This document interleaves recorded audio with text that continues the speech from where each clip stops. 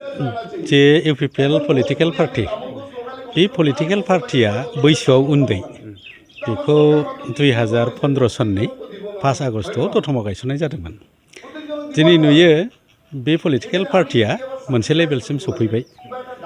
दा बिटिसिखौ क'आलिशननि हिसाबै इउपिपिएलआ सालायदों।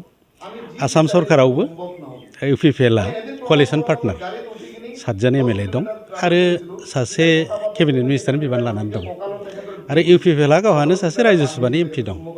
बे रायजोसभानि एमपिनि थ्रुयै इउपिपिएल दोलोआ सेन्ट्रेल गभर्नमेन्टखौबो सापर्ट खालामदों। बिनिखायनो जों मोनसे सोलायनाय लाबोनो नागिरदों जे बे इउपिपिएल दोलोआ it should go from strength to strength.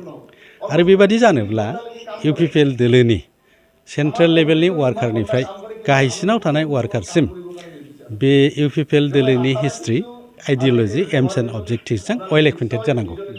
होमब्लासो बे इउपिपिएल दोलोनि नीति आरो आदर्शनि फारसे आकृष्ट जानानै बे समग्र बिटिआरनि मानसिफ्रा इरेसपेक्टिभ अफ एनि धर्म भाषा बयबो फैगोन आरो बिटिसिआव दा जानाय बायदिनो बे पिस एन्ड ट्रेंकुइलिटिया कन्टिनिउ जागोन होननानै बे सेन्ट्रेल इउपिपिएल दोलोआ बेबादि 40टा ब्लकआव 40टा ट्रेनिं केम्प फाथिदों।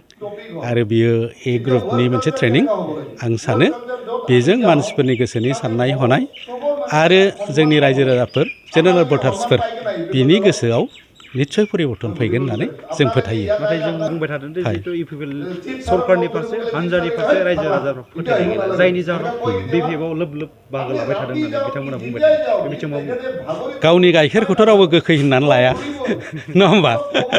खिन्थु इउपिपिएलखौ गाज्रि होनबानो बिपिएफखौ बयबो अनगोन मोजां मोनगोन होननाया नङा। दा इउपिपिएलआ मायाव गाज्रि नों बुं आरो बिपिएफआ मायाव गाज्रि नों बेखौ बुं। ओंखायनो हनै नोंनि खोमाखौ दाउखाया लांबाय होनब्ला दाउखानि उन होसोनो नाङा, खोमाखौ दांनायग्रोनांगौ जायगायाव दङना गैया। आं ओंखायनो बिपिएफनि जोंनि लोगोफोरखौ रिकुवेस्ट खालामो बिथांमोनहा गावनिखौ थिग खालाम, इउपिपिएलआ मालाय गावनिखौ थिग खालामगासिनो दङ। बेरेखा हानजा हिसाबै बिथांमोना फैबाय थानाय बिसायख'थि फेक्टर जागोन नामा हानजानि थाखाय? बेरेखा हानजायाथ' बेरेखा खालामनांगौ, बेरेखा खालामोबा फेक्टर जायो।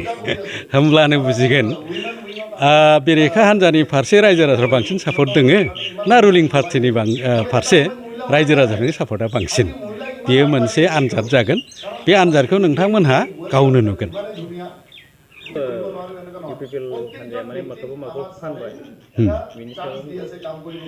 जोंनि खोथाया बेनो इउपिपिएल हानजानि बेसाद फाननायनि दखाना बहा? बे दखानखौ बिथांमोनहा जोंनो खिन्थानानै होनांगौ आमुक दखानाव ओरै बेसादखौ इउपिपिएल हानजाया फानबाय होननानै, नङा होमबा?